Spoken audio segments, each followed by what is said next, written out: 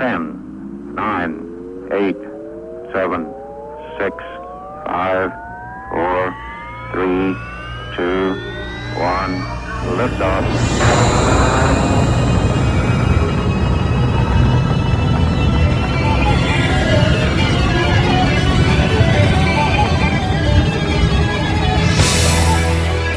From Studio One,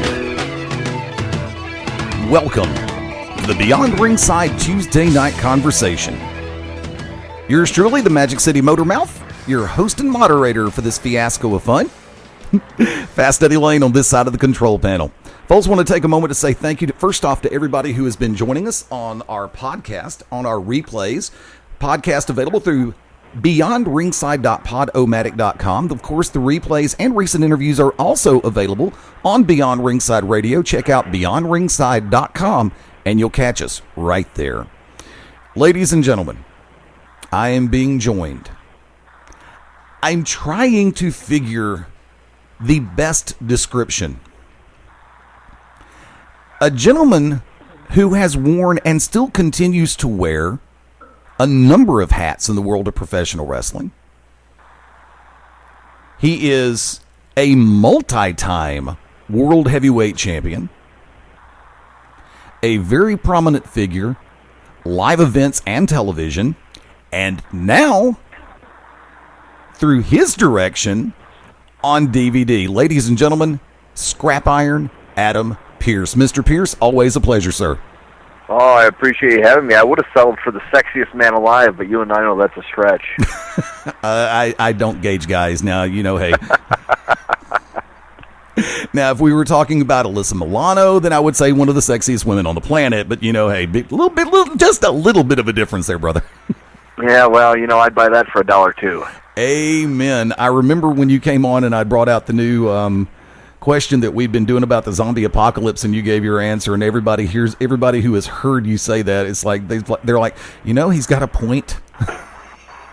Well, the zombie apocalypse occurred, and you mentioned that Kim Kardashian, because they would never mind, we'll stop there. I believe your exact words were they'd be munching on that ass for days. However, yeah, I want to lay out one statement right off the bat before we get started on Sevel Levels and everything that is around that. There is a phrase, and being where you are and being where you have worked on a number of occasions with KDOC and Championship Wrestling from Hollywood, the phrase really does come into play. You know, I really enjoy acting, but what I'd rather do is direct. How much does that really apply to you right now, Adam? I guess it depends on the project. I mean, there's a lot of times where you love nothing more than to be behind the scenes, behind the camera, making it happen. And then I'll be honest, there's been other times where I've had that job and I wanted to shoot myself. So it all depends on your crew and what you're doing, and you know, I guess what the pay is. That's always a factor, is it not? There's some dollar signs involved. I'm all ears, especially if the right dollar signs are involved. Absolutely. Now, one of the things in particular is the factor of something that you and I have discussed on previous days while it was happening, and now has come to light and come to a physical form in a DVD. And that is referring to the feud, to use that term, between you and one Colt Cabana in what was called the 7 Levels of Hate. That is now available on DVD documentary. Absolutely. I want to ask first, I know that after having watched this, that there were multiple reasons why you wanted to put this together. But what was your original inspiration and driving force for starting the project of the DVD documentary? Well, I mean, it's interesting. You know, I think from the outset, there really wasn't. You know, I never set out to you know, put it out. I didn't think there was much to it in terms of anything intriguing outside of the wrestling matches themselves. I mean, I thought there was always possibility to put the matches together, but to be real honest, I didn't really think about sitting down and documenting everything that happened from beginning to end until things started to go sour.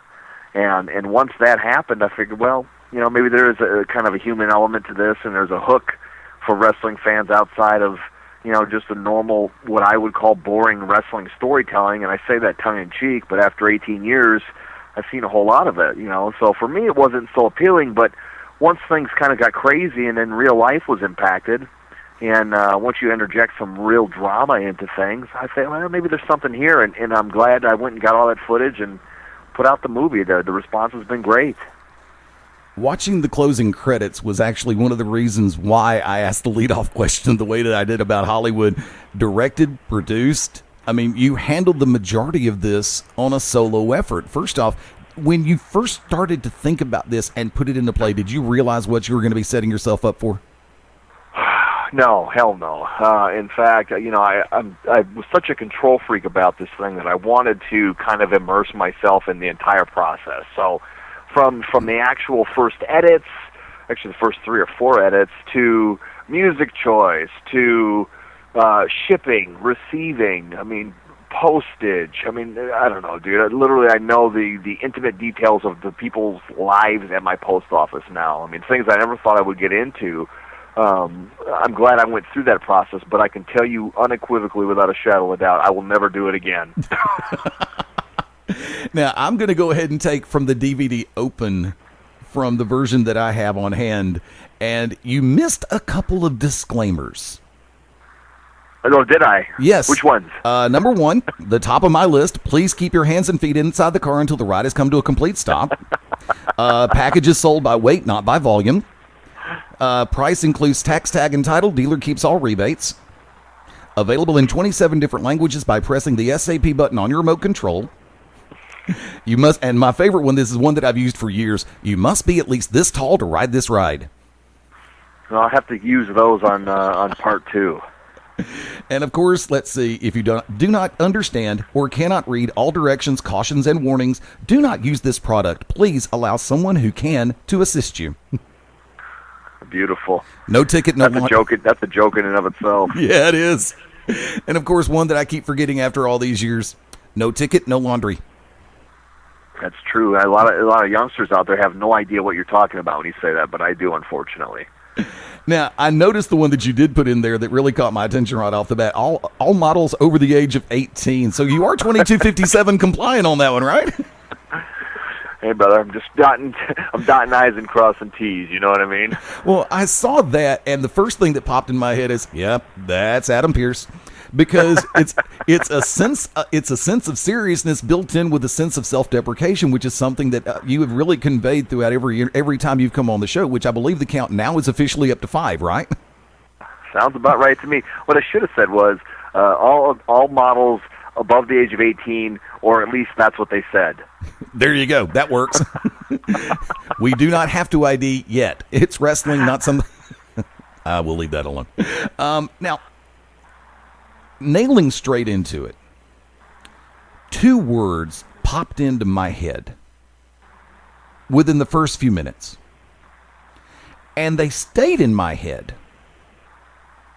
Ambitious undertaking, as it pertains to the entire project, the entire series, because you had everything in place with CWH, with Marquez or Dave Marquez, the producer and owner of Championship Wrestling from Hollywood out in Glendale with KDOC. And there was a comfort zone technically because you knew that building, Cabana knows that building, Marquez knows that building, the Glendale studios that you were operating out of. But to move outside of the Glendale studios and to use the old expression, take it on the road. What exactly, first off, what time of day did you actually come to the realization that you wanted to try to take this out on the road? And when you first started looking at the idea of different cities, what was the mindset involved?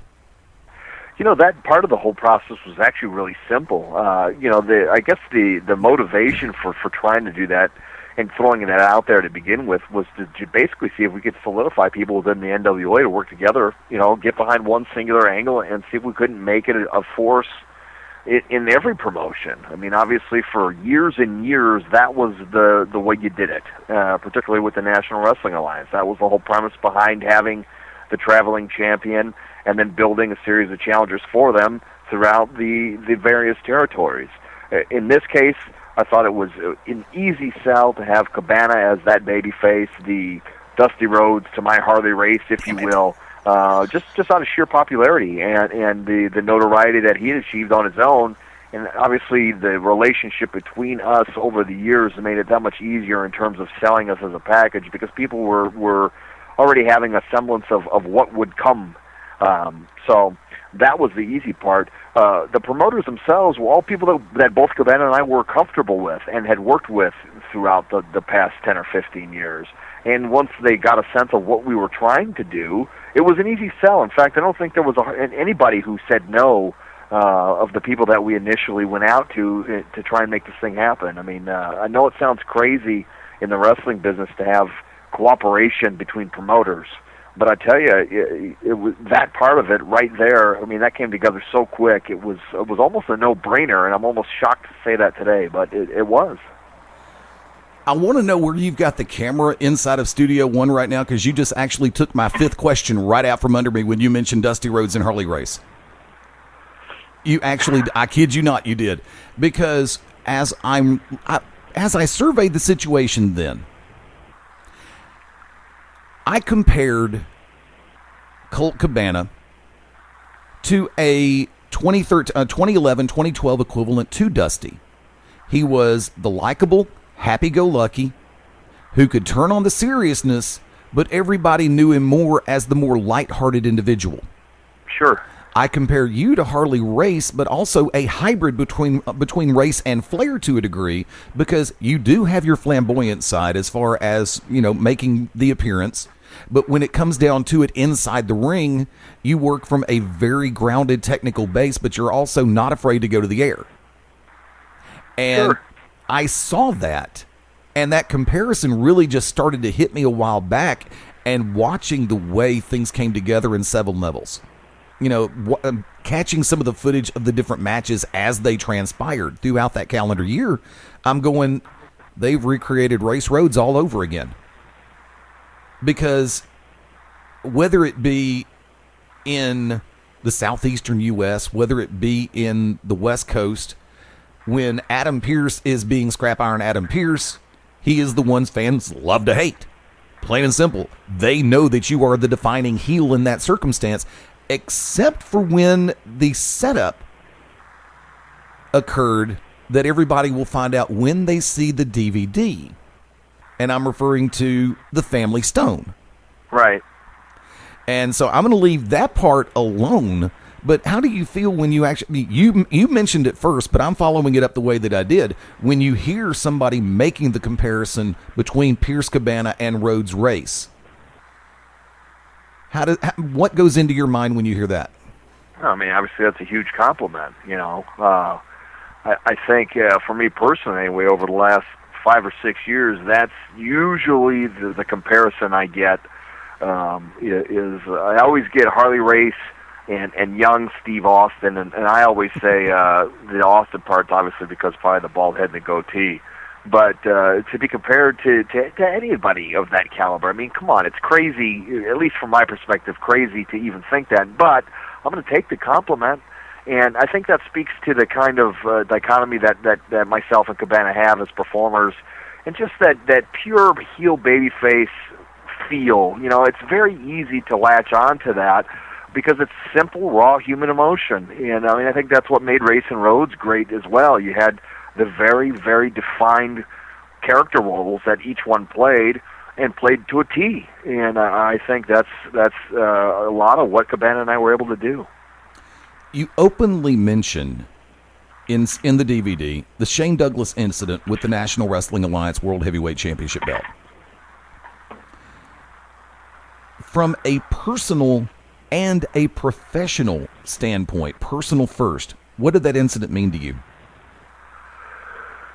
Looking back on it, what was that, 94? I think so. I was still at that point so new to the independent wrestling scene, and I really had no idea of what that meant and what that entailed, and what kind of slap in the face that was to so many different people. But looking back on it now, having been involved in the business now going, it's funny to say, going on 20 years, you know, I mean, you walk in a man's shoes before you judge him. And I've had the opportunity to work with Shane Douglas, and you know, I haven't really picked his brain about that because everyone makes their own decisions and whatnot. But I will say this: that I did an angle with him in Winnipeg a couple of years ago, where I ended up laying him out with that belt and cutting this huge promo about how disrespectful and blah blah blah it was, and he was as eager to put me over in that sense and go along with it as anyone has been for anything I've done. And I don't know that fans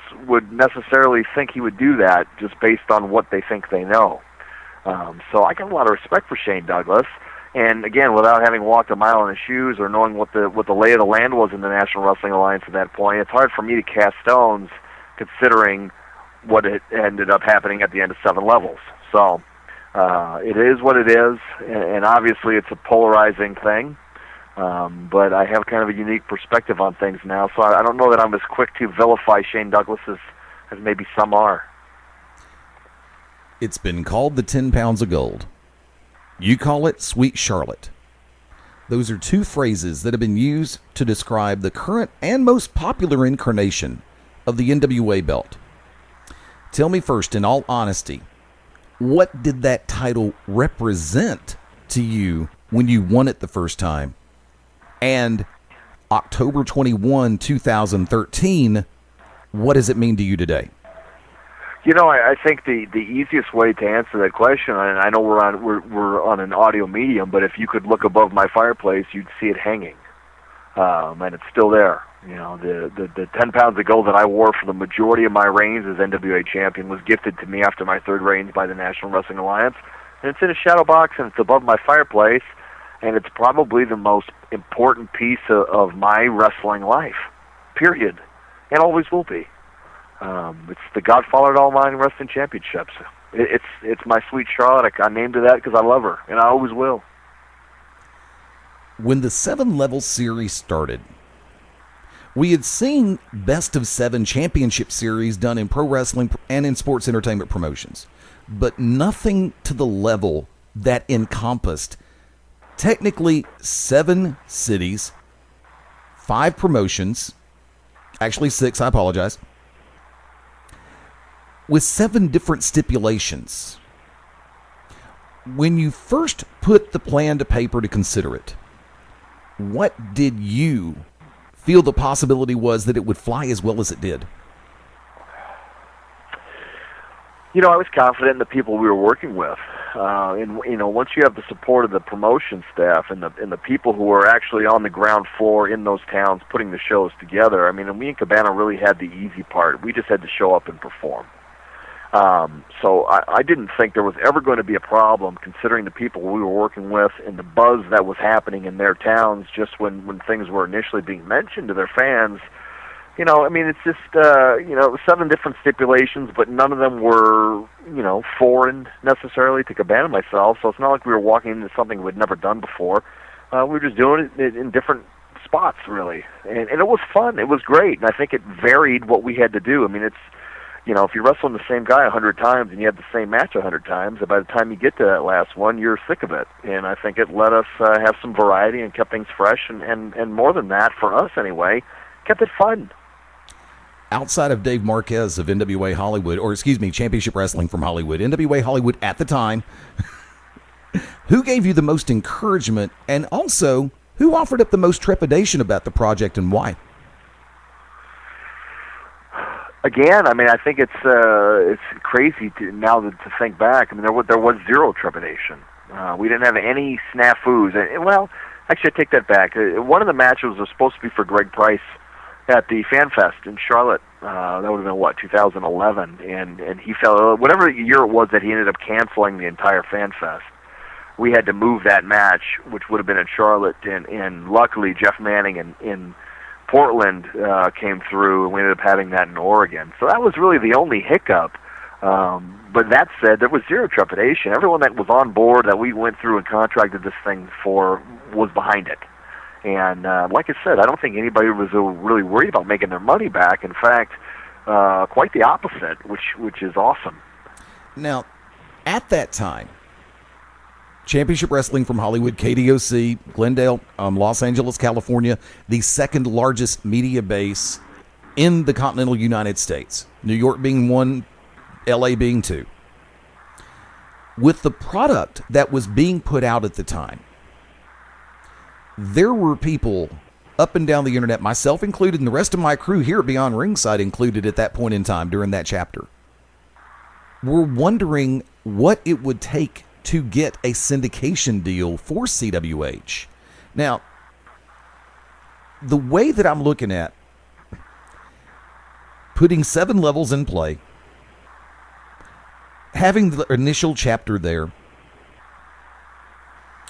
noting the fact that our conversations about this had taken place before the emergence of ROH on the Sinclair Group, what strides do you feel could have taken place or should have taken place for CWH to broaden their base and media presence to help not only help the kickoff of Sevel Levels, but help to expand the NWA brand at that time?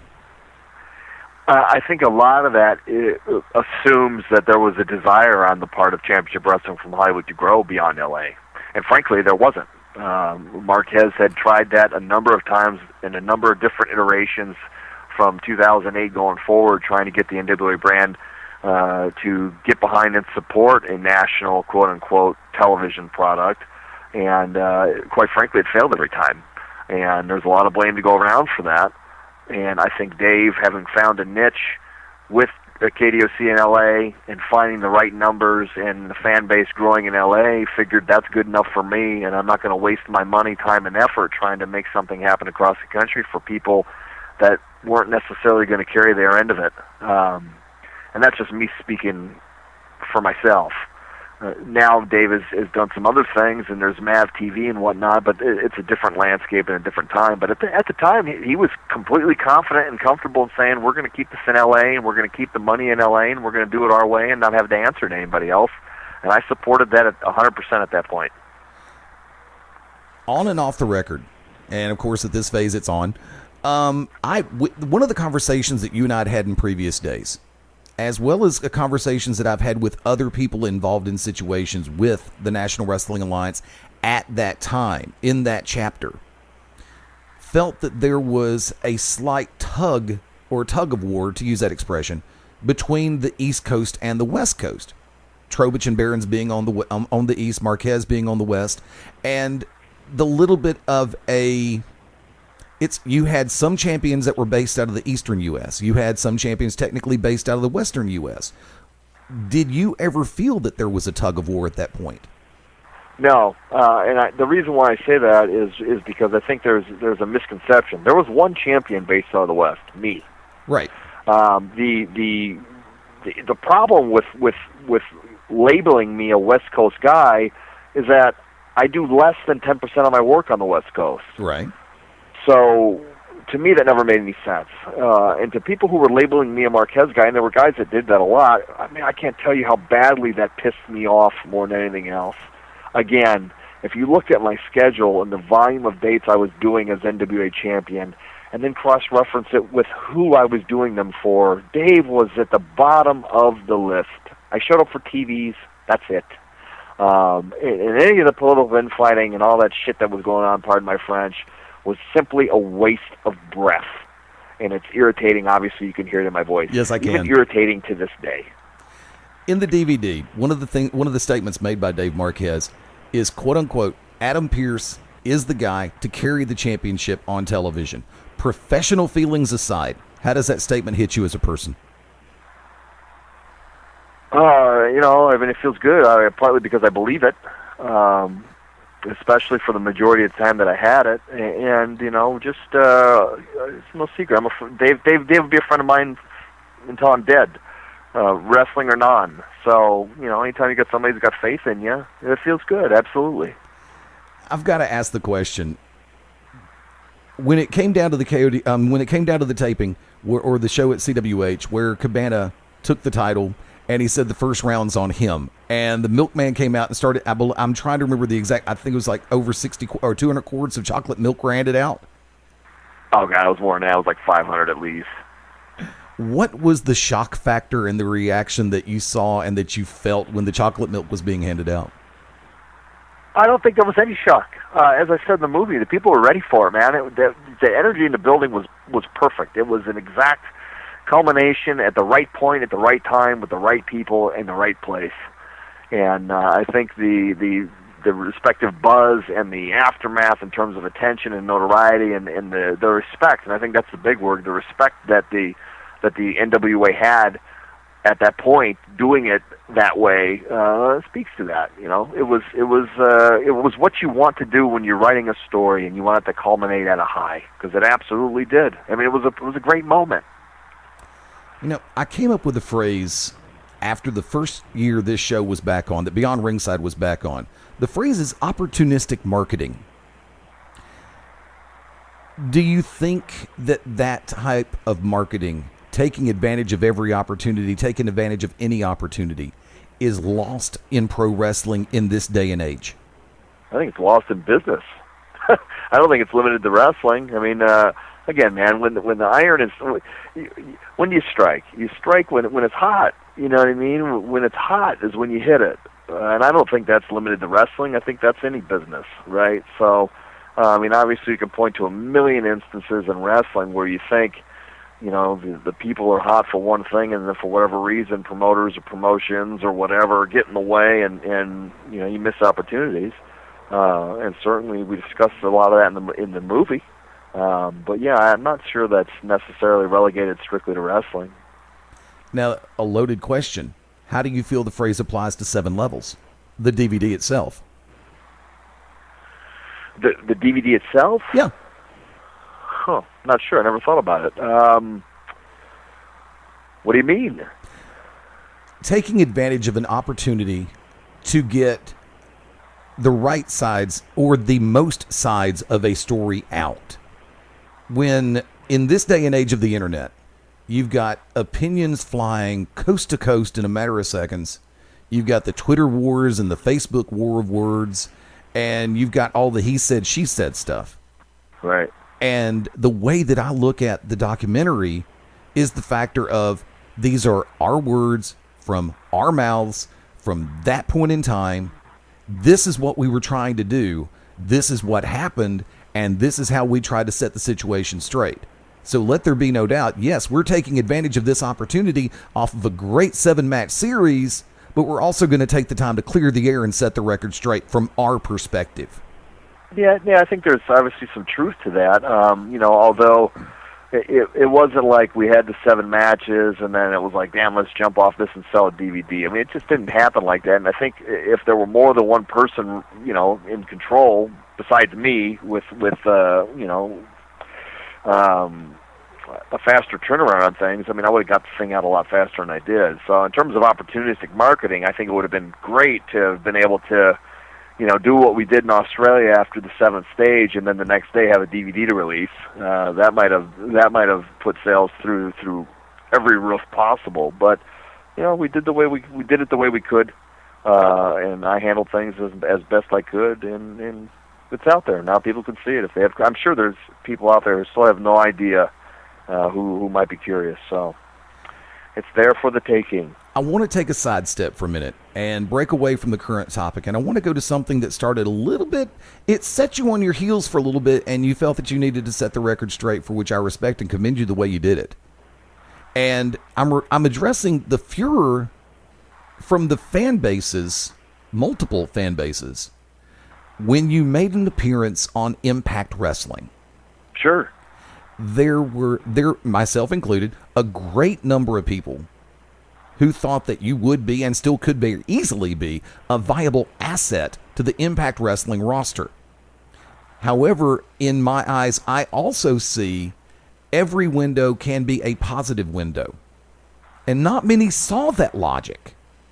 Right. But being able to gain a window on a national forum like that, regardless of the long-term television outcome, but just that window itself, what did that mean to you?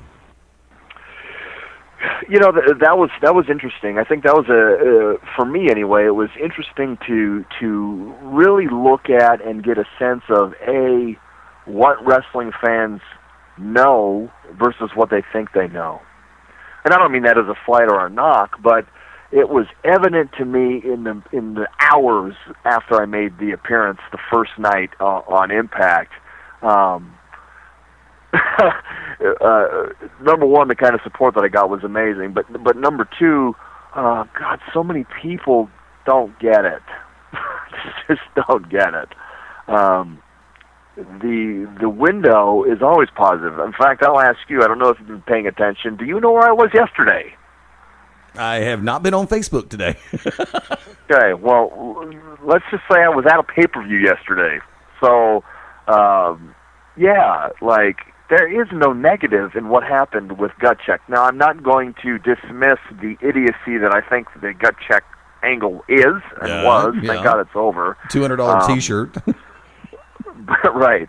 But, that entire process, which is obviously, if you paid attention to my Twitter feed, is still ongoing, has been nothing but positive for me. And I think that, again, and I said it, in written form way back when, remember that what you're watching isn't reality. God, sometimes it's so frustrating.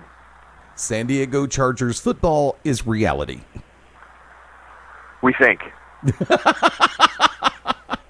Okay, in the post-LT era, we'll go, or post-Ladamian era, we'll work on that. I live in the state of Alabama. Right now, for us, Crimson Tide football is the ultimate reality show, unless, of course, you wear orange and blue for Auburn University, our cross-state rival. Yeah, and everybody talks to me about different reality shows and whether or not I'm watching a certain one put on by a certain national independent sports entertainment organization. It's like, no, I'd rather watch Sunday Night Football and see Carrie Underwood in short shorts. Yeah, I'm with you on that. It's funny to even now I still get messages from people who tell me, boy, TNA really missed the boat when they passed on you, and I just kind of shake my head and I go, I mean, what year is it? Is it if it's 1983, I understand the comment. But it's not, guys. Not they're playing a role, brother. I mean, it's great, and again, I don't want to come off as if I don't appreciate the sentiment, because I do, and I think there's actually, when you strip it down to brass tacks, there's a lot of merit to what the fan bases were saying then and saying now, and I get that, and that really, honest to God, warms my heart. But at the same time, we show up and do what you're paid to do, and you collect your paycheck at the end of the day, and you're grateful, and if you do good business by people and treat them the right way, they'll come back and do business with you again. And that's just how the world works, including pro wrestling, which I hate to burst the bubble, but if reality TV ain't real and pro wrestling ain't real, then a reality TV segment on a pro wrestling show sure as hell ain't real. Now, I want to get your side on this, or your input on this. I have said, and I've received quite a bit of flack from people, both, casual fans and smart fans, but fans in general. When I make the comment that, and you have to remember, I'll pop the bubble here. I'm 47 years of age, right? And so I remember when the T word was actually functional and useful to a great degree. Territory. I personally refer to the E and Orlando as the two largest independent pro wrestling promoters. Do you agree or disagree? I don't see any reason to disagree with that.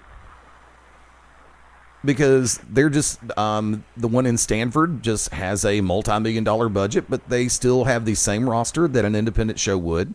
Granted, the world is their stage to a great degree, just like the one based out of Orlando, Nashville. But sure, they're not really running a quote-unquote territory, right? No, the territory system hasn't been around for years. Again, I don't disagree with you at all. I wonder why people would. What are they reading into it that I'm not seeing? I'm still trying to figure that one out too. How can you call them an indie promoter? It's like, because they have their own roster and they're not really doing anything in any set area. They don't have defined borderlines. Their defined borderlines are Monday night for 3 hours, Thursday night for 2, or Friday night for 2, and whatever else. But no, I find it amazing that I still get flack about that every once in a while from people, and I wanted to get your input on that. Yeah, I think that's an interesting way to put it, that their territories are not necessarily relegated to any physical position on the planet, rather to a time slot on a network. I think that is probably the most accurate way to look at how wrestling, quote-unquote, territories would work today. And they're obviously independent. You know, I mean, everyone's independent. So I don't know what the argument with that word is. Although I think the preconceived notion and the connotation that people have come to associate with the words indie wrestling is sometimes baffling and mind-boggling. But it is what it is. Coming back into it for a second, the phrase, and this is expounding on one that I spoke to you about earlier. The phrase attributed to the Hollywood lifestyle is, what I'd really like to do is direct. Knowing that you have done some production in your past, at casting the role of producer, but to my knowledge, not to this type of level. What did it mean to you when you put the final product of the documentary in the can and had it ready to go to press? Well, I mean, I produced TV for ROH and for Championship Wrestling for Hollywood for years. So, just to say that directly, I obviously know what the hell I'm doing. But in terms of doing the DVD, again, it was a one-man show, largely. I did have my editor, my finish editor at the end, Louis Benson, came in and made my chicken shit into an edible chicken salad and made it pretty with graphics and whatnot at the end. But, for the large majority of the project, 95% of it anyway, it was me. So once it was done and ready to go to print, so to speak, relief. Thank God this journey is over. Give me your definition of the word reinvention as it pertains to individual and storylines in the creative process. I don't know that I agree with that. I don't know that I think we reinvented anything. I think we took what works in storytelling and just applied it to wrestling, which, hell, that used to be a novel concept. The concepts of heel and babyface, and taking out of wrestling terms, good versus evil, that's the oldest story on planet Earth. And one that's very easy to tell when you keep it simple, stupid, instead of delving off into 100 million directions. And again, I have a very simplistic and traditional wrestling mind in that sense. I feel like pro wrestling works best when it's two people, one good, one bad, fighting over a specific issue that becomes emotional and leads to combat. It's very simple, and I think sometimes that's lost on people. Then let me go ahead and redirect the question. I would like to ask you to define the term reinvention as it pertains to an individual in pro wrestling, creatively speaking. You're going over my head, man. As in they reinvent. What are you asking me? Spit it out. Well, you look at situations involving different people in pro wrestling where they have a certain persona or a certain characterization about themselves. And then as time goes by, they alter that, or they accent another part of their personality, or they change their personality, i.e. reinventing themselves. Talking about Cabana? Yeah. I think that's also something else that I'm particularly proud of in the series itself. The notion that Cabana, the comedy guy, to me is completely short-sighted. Now, of course, I know that.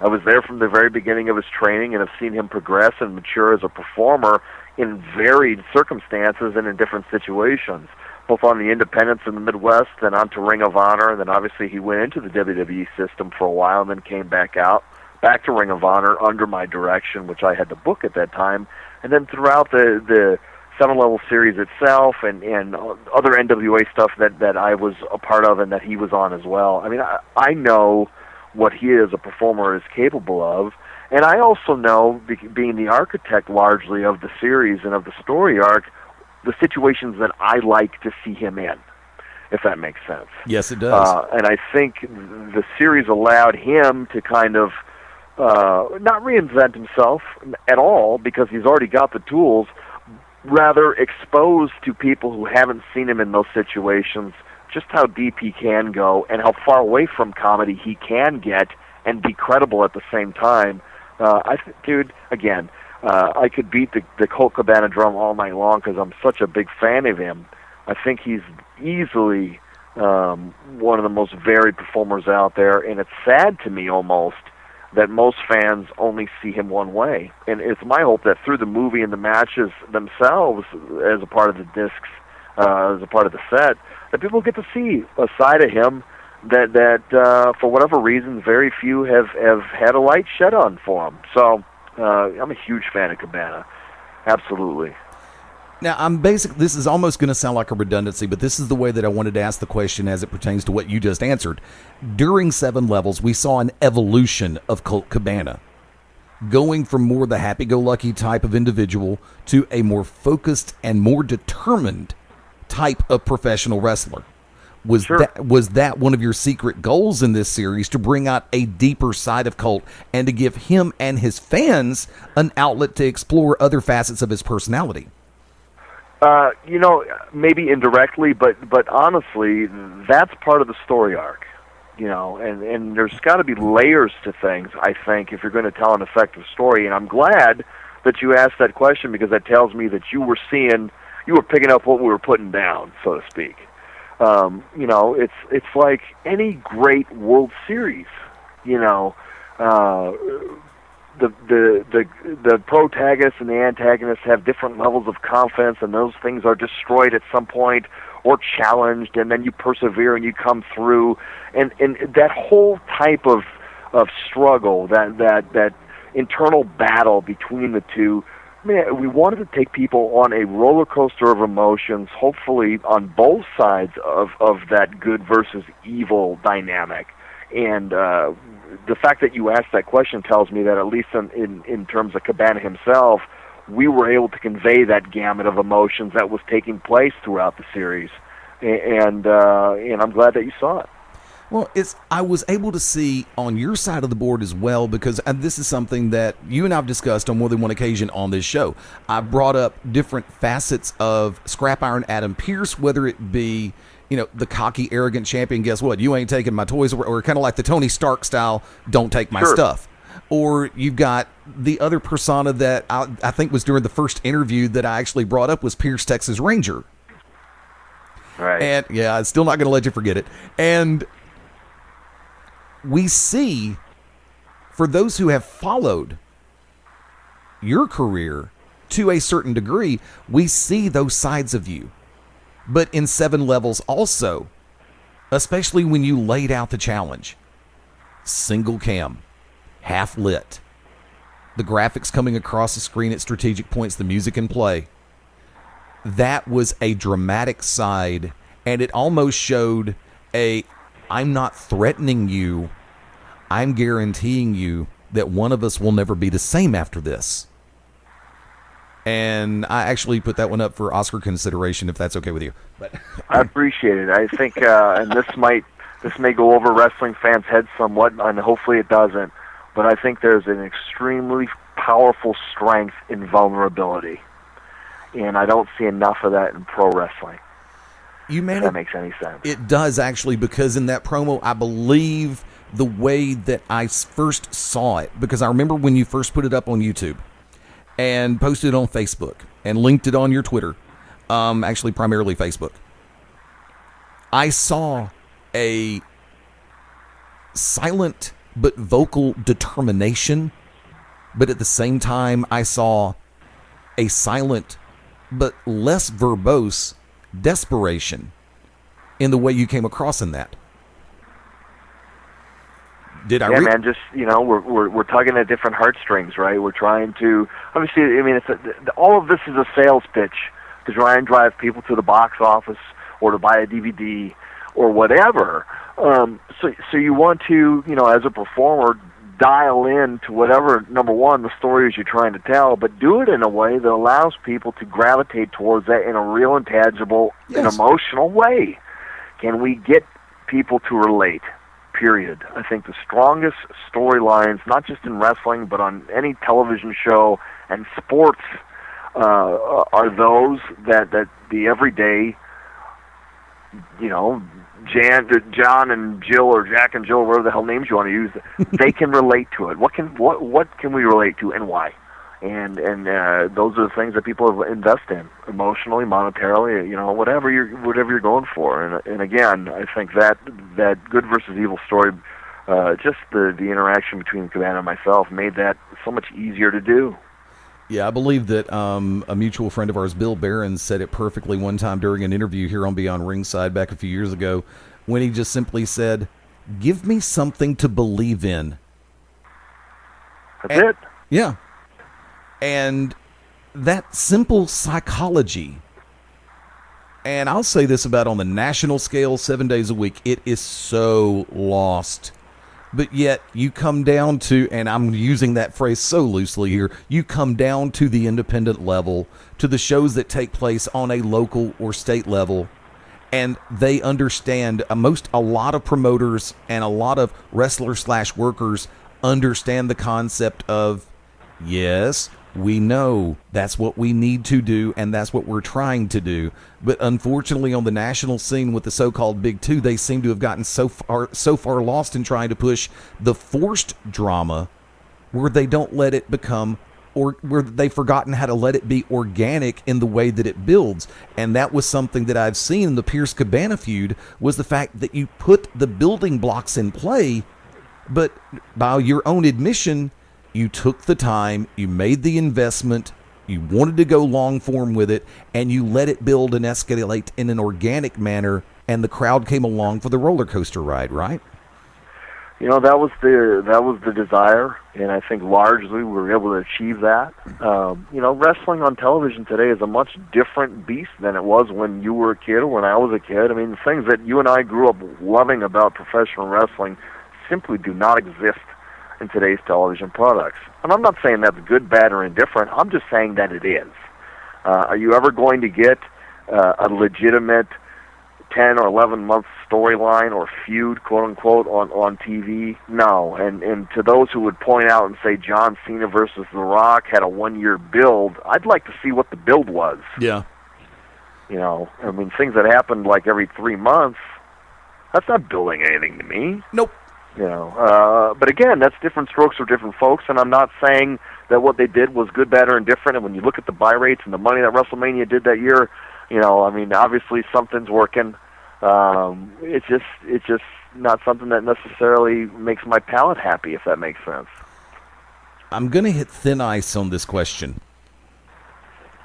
There seemed to be something more that you wanted to say when it came to the factor of the NWA title being taken off of Colt after the win in 2011, reverting over to the Sheik. Something more that I wanted to say? It seemed like you were holding back, that something was missing in what you were saying. Well, enlighten me. What do you think I was holding back? I think you were actually trying to stay a little bit more professional for the camera. Probably smart. He's probably a very intelligent person.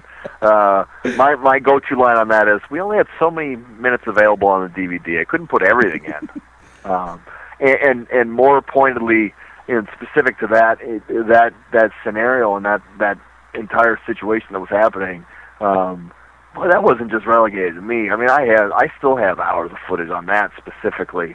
And if the story was about that or more about that than what it ended up being, I could have probably used some of that. But yeah, I think I said in the movie, some things make sense, but that didn't make any goddamn sense. Still don't, by the way. You're right.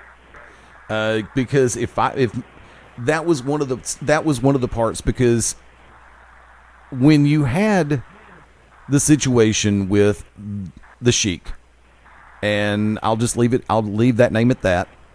And when he did what he did with the title, and Craig Classic comes on board, well, I'm going to step down as junior heavyweight champion. Because there was a Tuesday night show that Craig Classic came in first, and you came on board second. And when you and I had the discussion about the direction that Craig was going to, because I didn't know exactly which way Craig was wanting to go, because it's just like with every interview that I do. I have a direction that I want to take the interview, not necessarily to spin positive, but to spin real. Right. I don't want, like I said, I don't believe in forced drama. I believe if somebody wants to open up about a subject, they're going to open up about the subject. If they want to start getting out of control on it, I'm going to mute the mics and I'll stop tape.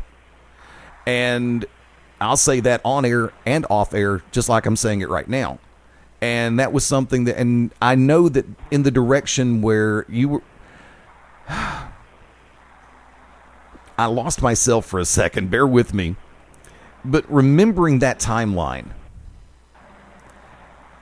I knew that there was so much more that Bill Behrens wanted to say, that Bob Trobich wanted to say, and deep down I thought that there was something else that you wanted to get to just enlighten the world with. But I knew that when you just said what you said a minute ago, yeah, that pretty much put it in perspective, because it really didn't make sense. And it made less sense for Craig to do what he did. I'm sure he felt he had his reasons, but to walk away from a situation the way that he did, and it still puzzles me to this day. But I think the way I look at that now isn't very different than the way I looked at it then. People have their own ways of dealing with things, and some are better than others, obviously, and some leave you scratching your head, and there's a lot about that to this day and going forward. I think that a lot of people are still going to kind of be going, huh, what the hell? And really, that's the reaction I have to this day. What the hell? But it is what it is, man. Now, coming back over to Colt for a second, one of the phrases that I've heard and personally used when it comes to describing Colt Cabana in ring is fun to watch. Give me your definition of what fun to watch is, and no, you can't say Colt Cabana is that definition. Yeah, because that's exactly where I probably went with that. I think anybody who has the ability to get people on board, and what I mean when I say that is, if you are able to draw a legitimate emotional reaction from people, there's got to be some kind of innate charisma or something in your performance that's allowing you to do that. And just speaking directly about Cabana, he has this ability through his body language mostly. To get people to come on a roller coaster ride with him. There's a congeniality, if you will, in his performances that people naturally want to have a good time, and he is the easy catalyst for that. I think that's awesome, and I think that's missing in a lot of our professional wrestling, particularly in the States here, are characters like that people just genuinely want to have a good time with. You think about your Dusty Rhodes of the past, or even guys like a Coco Beware. There is a place in pro wrestling for that feel-good guy, that's fun to watch. Your bushwhackers even. There's a place for that in pro wrestling. And that's it. Listen, anytime I see kids jumping up and down and laughing and screaming and clapping and having a good time, whatever the performer is or whoever that person is that those people are reacting to, are doing the right thing, and that's fun to watch for me, And again, being the other side of that coin, if I'm working with a performer that has the ability to do that, I also know that when it's time to turn the heat up on that performer, I'm going to have the direct opposite and desired reaction from the very same people when it's time to turn that emotion on upside down.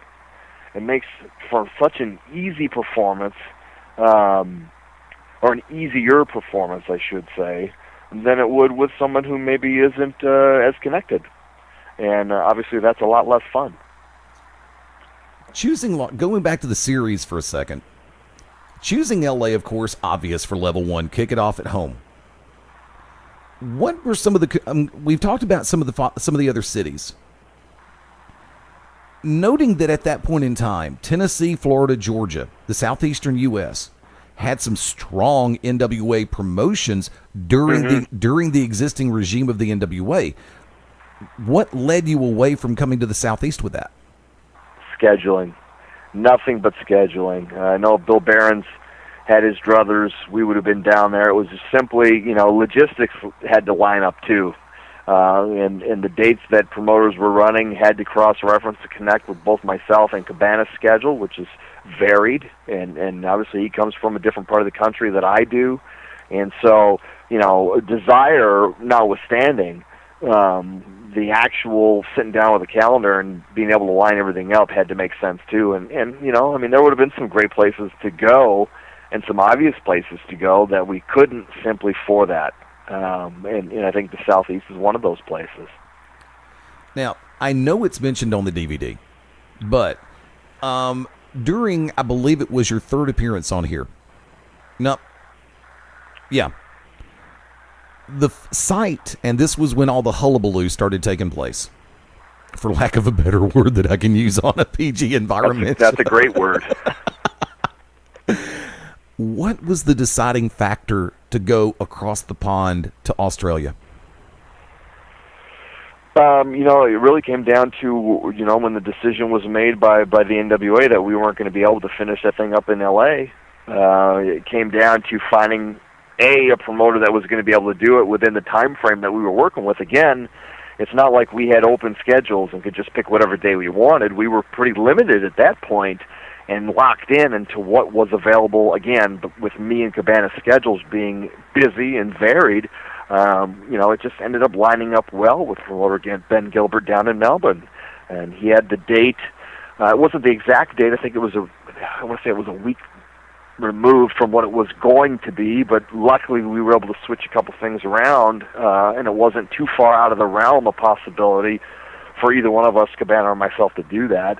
And once that was easy and we were able to get the date matched up, then it was just down to coming up to the, you know, get the finances to make it happen, and he had people on the ball that were able to do that. And again, I think, and I said it in the movie, again, there's another example of you know, you want to talk about making chicken salad out of, you know, chicken bleep. Here it is, you know, the 11th hour, stage 7 of this thing, the final game of the World Series, if you will, knowing that we aren't going to be able to end this thing the way we wanted to, and we still added an international element to it that I'm not sure they deserved. But we had a hell of a time. Logistically speaking, and there's our favorite word of the year, what could have made or would have made Sevel Levels even more successful than it was? Oh, man, I think in a perfect world, had it gone down exactly as it was, you know, conceived, it would have been awesome, I think, for everybody involved. And that doesn't, you know, I don't mean that strictly for Cabana. I mean that for the entirety of the NWA. You know, at least what was left of it at that point. Right. At least left of the NWA that we were working with, anyway. You know, I mean, again, when you outline something and you're going long term on it with a slow build like we did, and we're talking about, you know, upwards of a year on this thing, and to have it come down and end so drastically different than what it was conceived is disappointing, but at the same time, perhaps not as compelling, and certainly maybe not as warranting a documentary as what happened. But at least, you know, in my mind's eye, anyway, as I see it, the way I put pen to paper and started lining this thing up, I mean, and who doesn't want to see the hero win the World Series in this Game 7, bottom of the ninth, 2 outs, and hit a home run? Who doesn't want to see that? You know, and that's what would have happened. And here's the question of business logistics. If you consult your Magic 8 Ball and you ask, should the babyface win the final match or the blow-off match every time? And the Magic 8 Ball responds, reply hazy, try again later. What does that tell you? I don't know, go buy a new Magic 8 Ball. There you go. I'm simple, man. To me, and I don't know, I like my movies the same way, I like my TV the same way. Good triumphs over evil, period. You know, I think that's a huge reason why when there was an attempt to make it the opposite, you know, and have evil win in a steel cage in Game 7, I mean, that's like, I don't know, that'd be like willingly giving myself an SPD. There's no way I could do it. Or it would be the case of, let's just hypothetical, St. Louis beating LA in Game 7 of the NLCS in LA. You've got a certain niche of fans in LA who actually are Cardinal fans, but that number is quickly eclipsed by, however, The hometown fans are going to look toward another chapter, i.e., see you next year. Now, did it? I'm sheer straight up question. Noting what you've just said, in accord to what you said in the movie itself, inside the documentary itself, we live in an era now where it is finally that much more accepted to cheer the heel, even if the heel is not trying to be the cool heel, but he's still a straight ahead ass. And did it even for one split second cross your mind that we can complete this to where Pearce stays in the game and Cabana comes back to fight another day?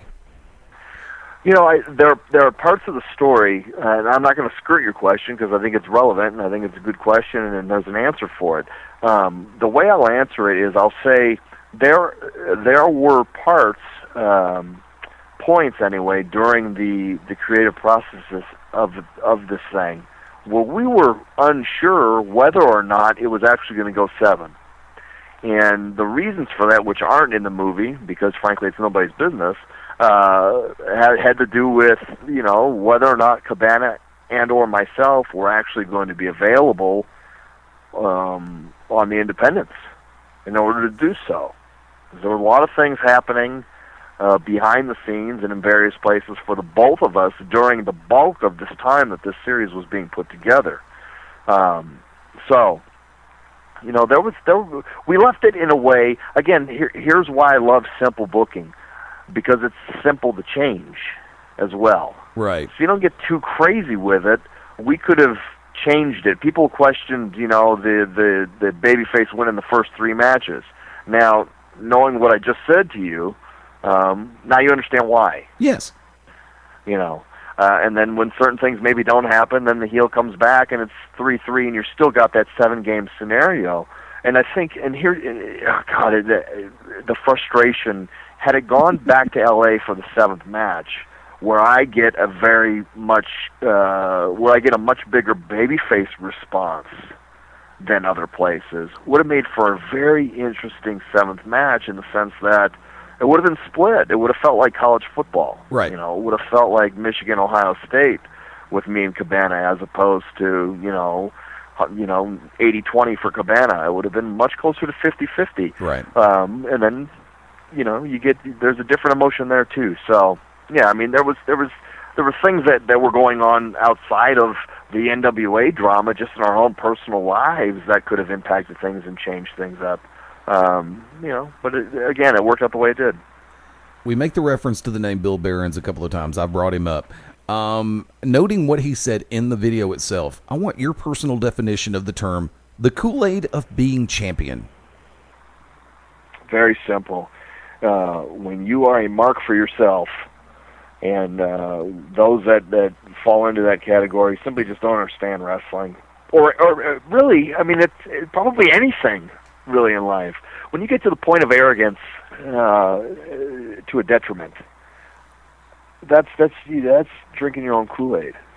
You know, the idea that being the champion of any promotion means anything. Again, the championship is a prop.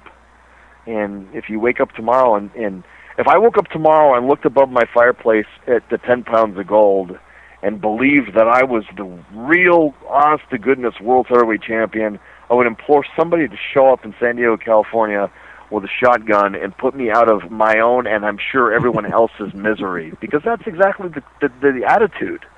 If you really believe that shit, it's just, oh God, I don't have any place for it. Not as someone who's worked behind the scenes in wrestling or someone in the ring. I don't have any tolerance for that notion. Your plans were kicked in the crotch on 2 separate occasions under 2 separate regimes.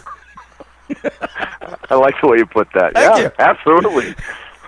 Now, I'm going to ask the question. I want you to make the open comparison, but weigh both sides evenly, if that's possible. Which tandem was more short-sighted? And I say this knowing the fact that all 4 individuals I still have a great rapport with up until this moment. Bill Behrens and Bob Trowbridge, or Bruce Tharp and Chris Wanquillo?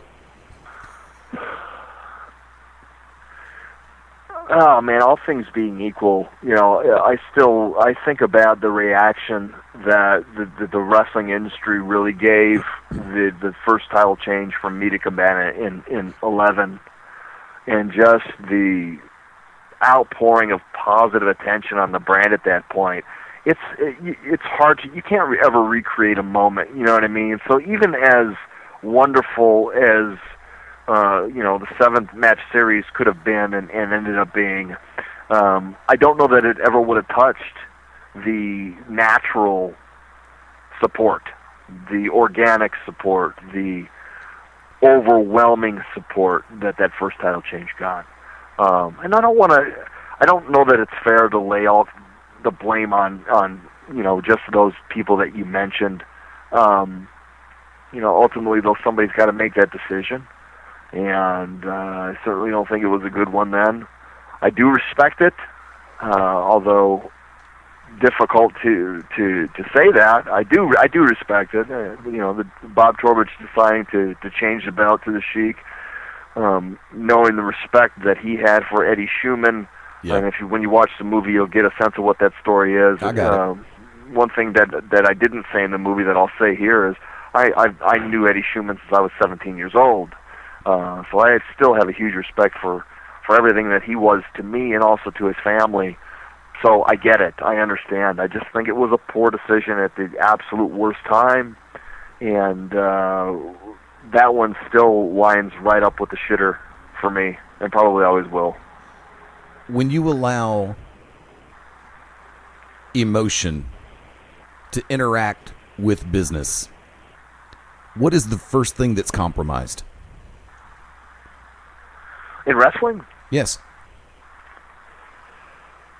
I mean, anytime, and I won't use the word emotion, I'll use the word ego. I think ego is the single biggest destroyer of anything positive in pro wrestling.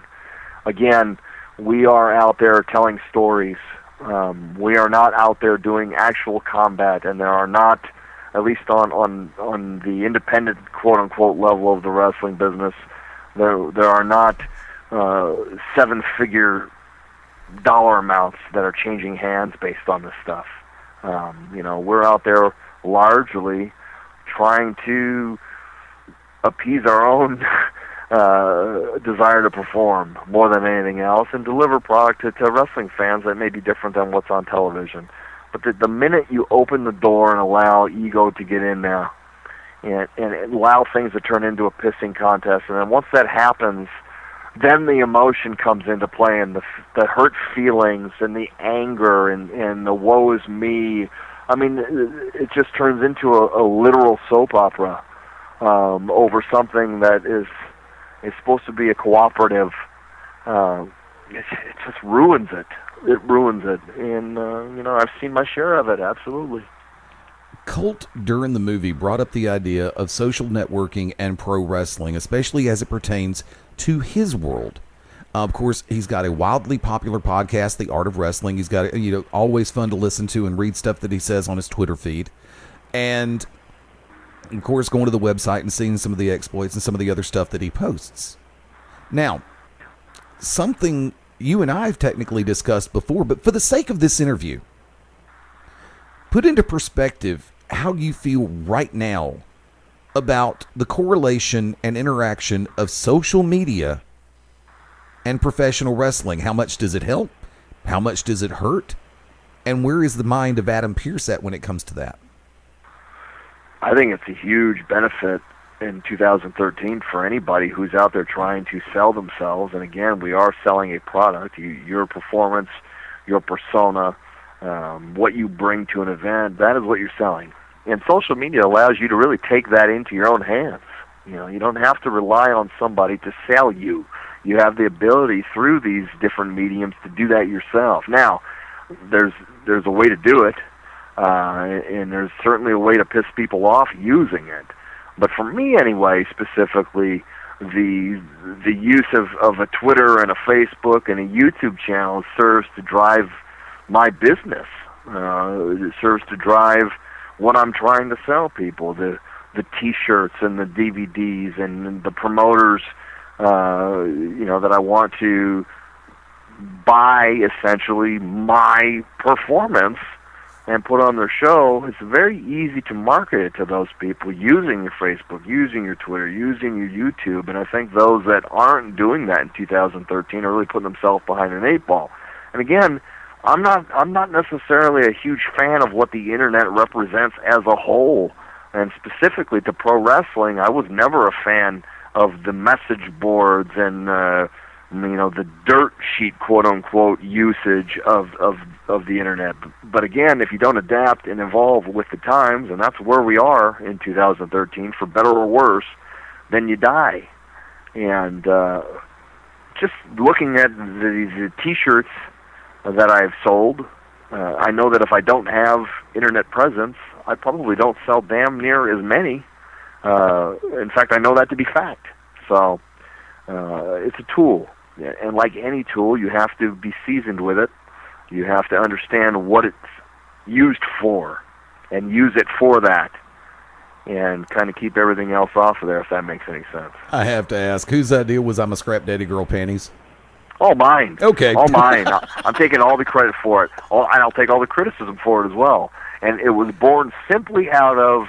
so ProWrestlingTees.com, I think, is a great website. It's owned by a friend of mine, Ryan Barkin, out of Chicago, who also owns OneHourTees.com, which is a great company for T-shirts or anything else you want to print. And to that point, a lot of guys were just getting things printed on whatever. And I saw that some of the boys were getting, like, pillowcases and sheets and beach towels. And just in conversation one day with Ryan Barkin at One Hour Tees, I said, "Has anyone done panties?" And he kind of went, "Huh." And I said, "Can you do panties?" Uh-oh. And he goes, "Well, yeah, we can print on anything." And I said, "We're doing panties." Because name another wrestler who has panties. I haven't seen them. That's it, man. I said, if we sell 10 or 10,000, I don't care. We're the first. Now, loaded question. This is completely off script and off anything that I was originally going to ask. Did Joey Ryan say anything about it?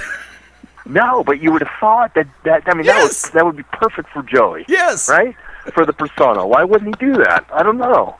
I'm sure. I don't know why he hasn't done it to this day. I have Although no idea. I will say this, and I'm not read into it what you want. The vast majority of panty sales for me have been size XL and bigger. So aren't you glad you didn't do them in a thong? My man. And I like big butts, and I cannot lie. You other brothers, but damn. Oh, I almost hate to ask this. I hate to go back into the serious questions we found this level. Speaking of another level of interviews, we're going to work on how many levels we've actually hit, so to speak. We may just do another tie-in. Okay, this one's going to hurt. And you're probably going to baseball bet me. What was your mindset about them at the time when the new ownership opted not to come on board and participate with Sevel Levels to the degree that they did? Disappointment. And I'm still disappointed. I think if there's a hole in the project and a hole in the movie, it's that. And I think, and again, I'm speculating because, well, hell, I don't have the footage to say otherwise, but I would assume that the main reason behind that, outside of the kind of canned statements that I was given, was that they felt like maybe they're going to get railroaded or whatnot, which, I guess that's valid. They could think that, although I can tell you specifically, I wanted to tell as complete a story as possible and let the public make their decision. Of course, I have my opinion, and the people that did appear on camera have their own opinions right. as to how things went down. And those opinions may or may not all be the same. And for those of you that watch the movie, you'll get a direct sense of what I think the natural emotion around the thing was. And it's not all that different than what the public emotion around it was either. But it would have been nice to have the differing perspective. It would have been nice to have, some of the rumors corroborated one way or another. And at least something, that's really disappointment's the word. I still see Bruce Tharp periodically. I still consider him a friend, and a lot of people find that odd. I don't. I think Bruce just made a decision to kind of step away from things, and I'm not happy necessarily with some of the partners that he's had along the way in his endeavors now with the National Wrestling Alliance, but those are his choices, and again, we all make our bed, and eventually we all sleep in it, and I hope he sleeps comfortably. I don't know if he will, but that's another story for another time. But yeah, disappointment. Would have been nice to have the other side of the coin more than what we had. Yeah. October 18th, 2012. Was the edict, in your opinion, a show of apathy from the state of Texas, or a show of no confidence that you wouldn't do what the front office wanted you to do as champion? I don't know. I mean, that's a question for them, I think, more than it is for me. They had their mind made up as to what they wanted to happen, and we had our minds made up as to what we were willing and unwilling to do, and it went on, and we did what we did. You know, I think that the important notion, at least for me personally, is that there were ways to get around it and compromise and make all parties happy or happier than they ended up being. And for whatever reason, it just didn't happen. But ultimately, they're the one driving the car, and I was the one holding the keys, if that makes any sense. Yes, it does. And they got their keys back. Since you've already made a reference to Bruce Tharp. Since the completion and release of the DVD set, what kind of, if any, communication have you had with Chris Wanquillo? None. Zero. Zero since the movie has become available and been out there to market. Not a peep. What's your current, noting that he made numerous appearances, or of course he made the appearance on the DVD itself to offer up his perspective. What's your current relationship with Fred Rubenstein? See him periodically. When he's refereeing for Ring Warriors or whatnot in Florida or on various things on the East Coast, I see Fred from time to time. Got nothing against Fred. You know, Fred was in a very interesting position as well, I think. What about Bob Trowbridge and Bill Behrens?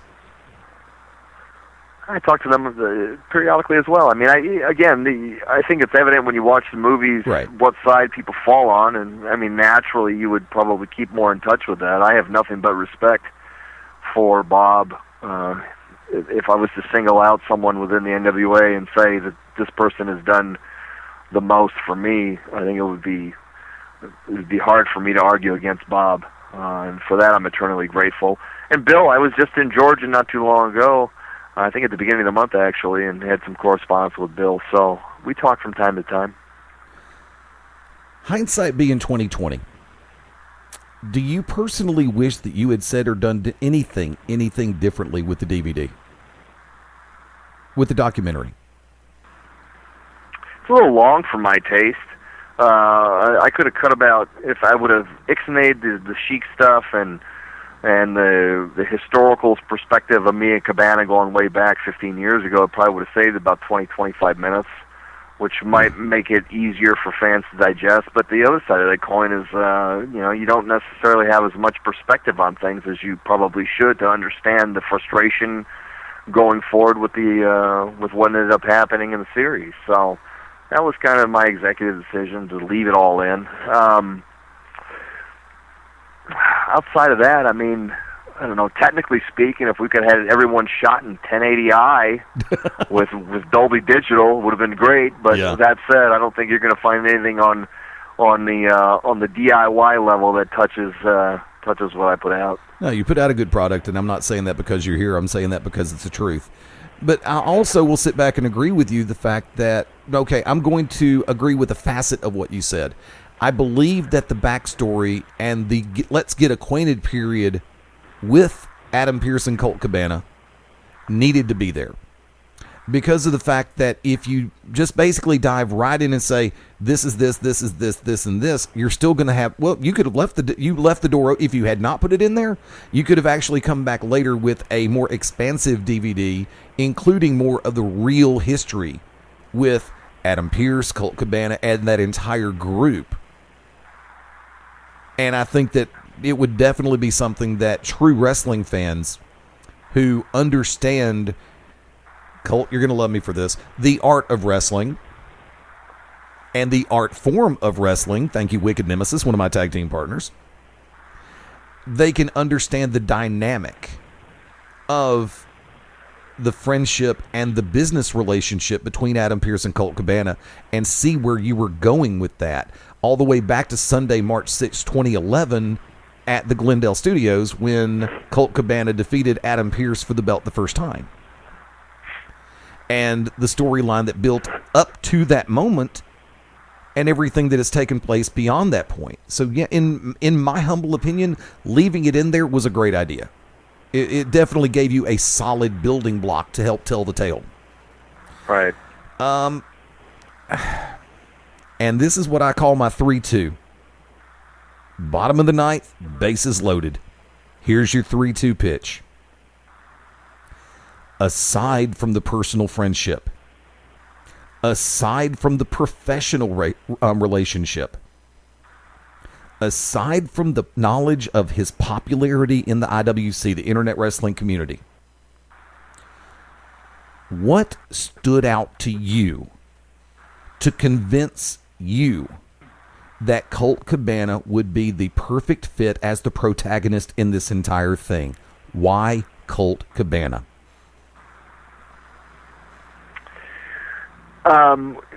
Well, I think everything you mentioned is obviously factors in that decision, but from my perspective, again, we're in the business of selling something. We're selling product, and ideally, you want a product that people are going to buy, right? So, first and foremost, looking at simple mathematics. If I have a wrestling card I'll throw a town out there, Brooklyn, New York. Okay. And it draws X amount, and then when you add Colt Cabana, it draws X amount. If that X amount with Cabana is greater than what it was previous, then you probably want Cabana on your show. That's just looking at mathematics. Beyond that, and getting into my personal affinity for him, I think all of the notoriety and all of the popularity and all of the connections in relationships that he's made on his own made him an ideal NWA champion. For the NWA, it was a perfect relationship. It was someone you could hang your hat on, somebody who wanted to be in the spot, somebody who more than wanted to be there, understood what it was supposed to mean and what it used to mean to be there. Someone that I felt comfortable with, understanding and knowing exactly how I feel about that championship and would do the same respect to it that I always tried to do. For me personally, he was the right guy for a number of reasons. Most important of all, he gets it. What do you feel is the best description of the persona and the characterization, there's that word again, of Scrap Iron Adam Pearce in this era, epitomized October 21, 2013? God, no idea. Couldn't tell you. That's for the fans to answer, man. You know, dude, at the base level, if you ask me, I'm just a guy with tights and boots that shows up and does his job. I'm a lunch pail guy. I come to work. How much fun do you still have in pro wrestling? Not nearly as much as I should. And I laugh at that. I'm getting old, man. Yeah, horse nuts. Yeah, well, I don't know. We're only as old as we feel, and after this last 2-week stretch, I feel pretty damn old, but give me a couple of weeks, I'll be 19 again. Well, yeah, exactly. It's funny. Physically, let's see, chronologically, I am approaching 36 years on this planet. Mentally, I'm still probably right around 17 and a half. And physically, in nuts and bolts, I'm probably close to 70. So average that all up, and I still have a lot more fun than the next guy. But I could be having more. Take this question and run with it however you want to. We take the business more seriously than we take ourselves, or vice versa? I think it depends what you're doing in the business. If you're making a living on it and you're relying on it to pay your mortgage and your car note and your student loans and put food on the table for your kids, I think you need to take it and yourself a little bit more seriously. Sometimes, and I think I can confidently say that for me specifically, there are some days are better than others for me in that regard, but at the end of the day, pro wrestling for me is not a hobby. Pro wrestling for me is a vocation. It is a means to an end, and when I say that, I mean exactly what I alluded to a second ago. I use this and work in this field to basically function as a human being. I don't have an outside income, so I take it very seriously, and I think that comes through in the movie when we're talking about some of the business things. In trying to maximize and capitalize on momentum and opportunity in order to put as much dollar signs in the pocket. Because at the end of the day, business is for that. It isn't for patting an ego or patting yourself on the back or bragging to your buddies. It really comes down to the bottom line if you are, in fact, in it for that purpose, which I am. So I take it very seriously. But if you're not, when I was 17 and just running the roads and doing county fairs and falling in love with this thing was very different. It wasn't as serious, and neither was I. I just think that perspective changes when necessity deems it. I'm going to hit you with a loaded question, and this is the home run round. When everything took place and the video from Australia was made public on YouTube, I sent you an email asking if everything was okay. And you sent me a response going, "Why? Shouldn't it be?" I could read in what you were saying multiple messages. Everything from, "Hey Texas," to the letters "F you ring a bell," to "Hey Texas," to the letters "F you ring a bell." And actually a whole bunch more than just that, but for the sake of argument, I'm going to leave it at those. And a lot of people who follow you wonder where your mind was at that particular point, because the look that you had in your eye, and I don't know if you were just selling it perfectly or if you were sending the message to Texas about, "You pushed me out." Do you still feel pushed? Yeah, absolutely. Absolutely. And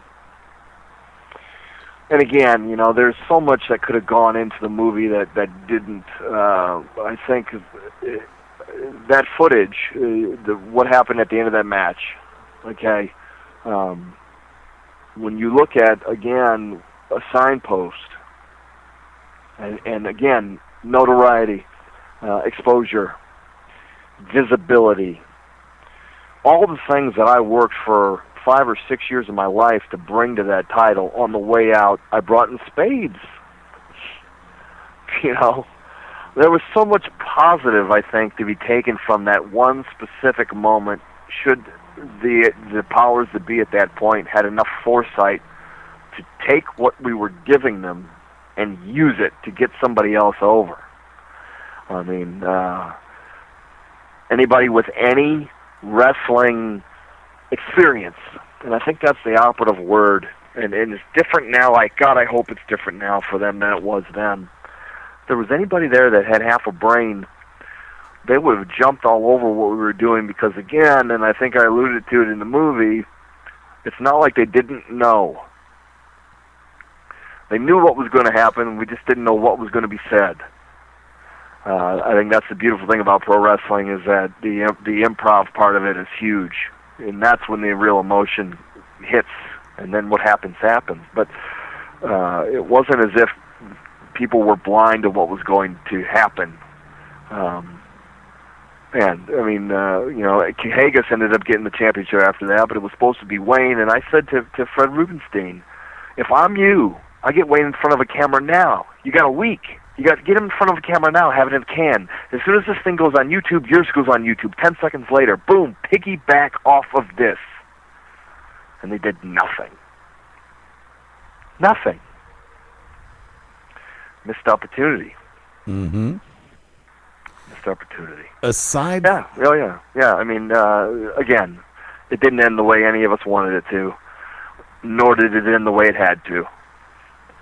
There should still be a relationship going on, I think, with not just me, but with Cabana.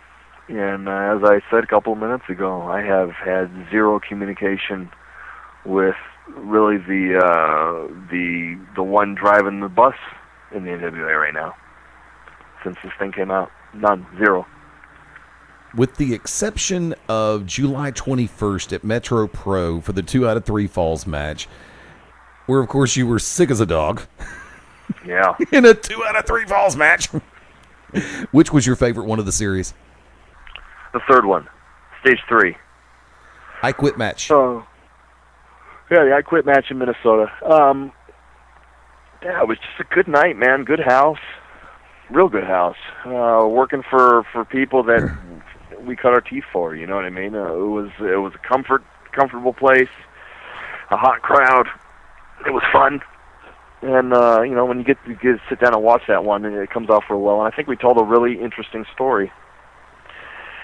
That's my favorite one. I asked the question, what do you hope that fans of Adam Pearce take away from the documentary? I just hope they're entertained more than anything. I hope they find it interesting. Specifically fans of me, I mean, I don't know. That hell, we actually do know what we're doing? How dare you insult us like that? I don't know. Do we know what we're doing? Hell no, we don't know what we're doing. We just... There's a wall there. See if it sticks sometimes. Right. Welcome to wrestling. There you go. Wrestling 101.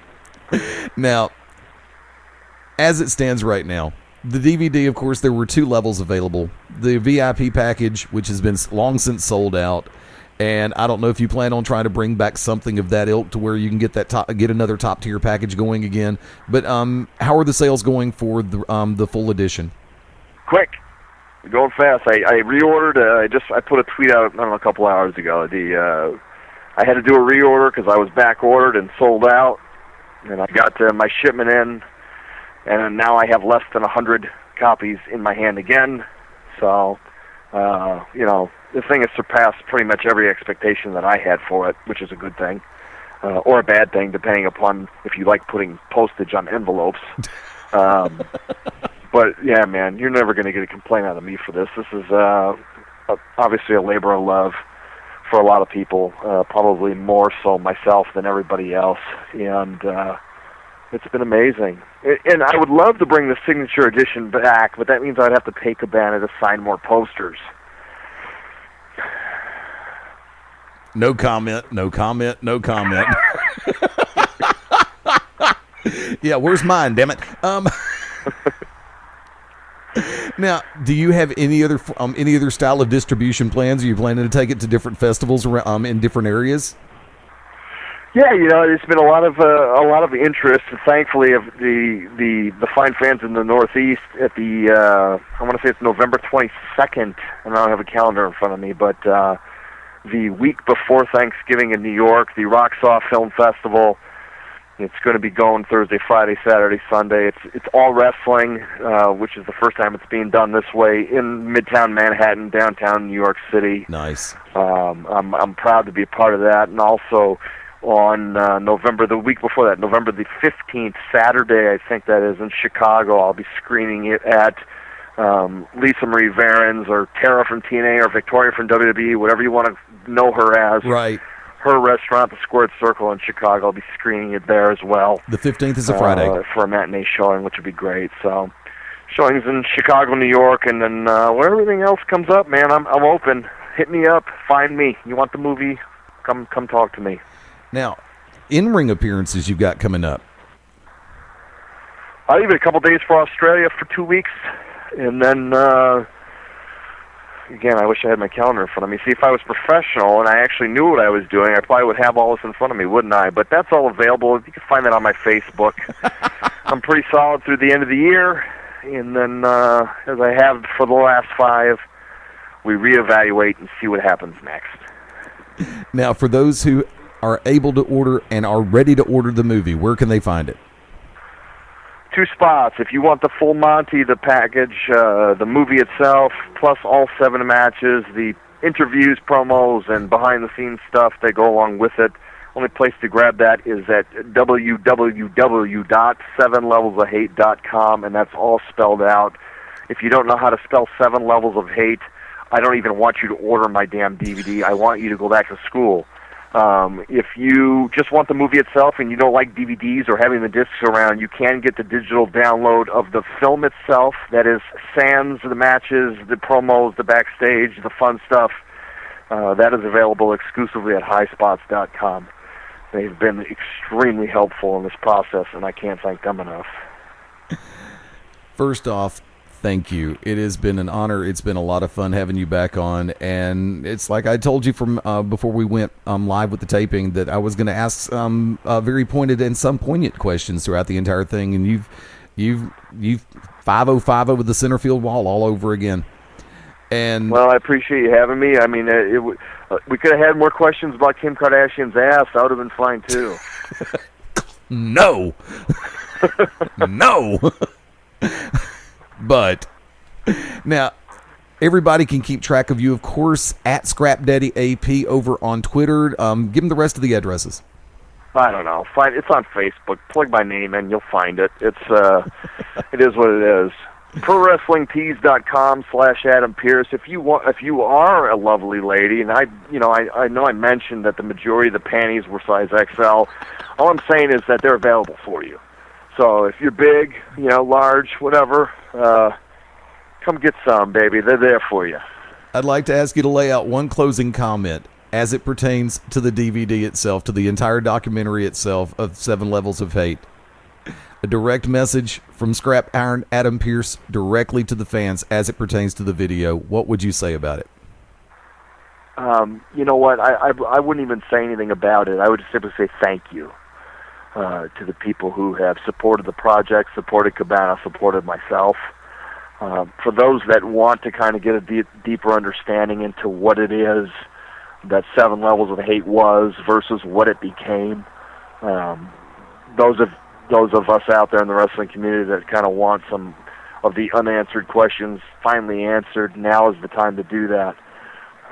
If you're a fan of Cabana and you want to look at him in a different light, you want to see him perform in a much different way than people are accustomed to, this might be the DVD set for you.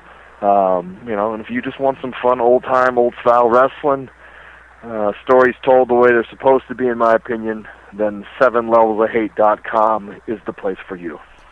Definitely, from my perspective, order the copy that has all the backstage promos, all the matches, as well as the full documentary. I guarantee you will enjoy it. And those are true. You will not find more true words, because I've watched the matches, I caught up with the promos, and the documentary itself, you will watch it more than once. I guarantee you that. And I appreciate that. One of the driving forces behind that DVD is the primary driving force behind that DVD. Director, producer, editor. How much? I was going to ask the dumbest question I could possibly ask. How much hair did you pull out before you were done? Yeah, that would be a dumb question, wouldn't it? That would be one to ask just to see how you would respond. Adam, it's always a pleasure. Thank you for coming on board. Ladies and gentlemen, our very special guest, the one, the only, Pearce, Texas Ranger. I'm sorry, Scrap Iron Adam Pearce has once again gone beyond ringside. Folks, real quick reminders, you can join us live Saturday mornings, 11 a.m. Eastern, 10 Central. Sunday evenings, 6:30 p.m. Eastern, 5:30 Central. And of course, be sure to keep your eyes on beyondringside.com. And for those who are really brave, drop by and say hi at FastEddieLayne, LAYNE.com. Until next we meet, we'll catch you on the live cuts. But for now, this is the Magic City Motor Mouth on behalf of the entire crew at Beyond Ringside saying bye for now.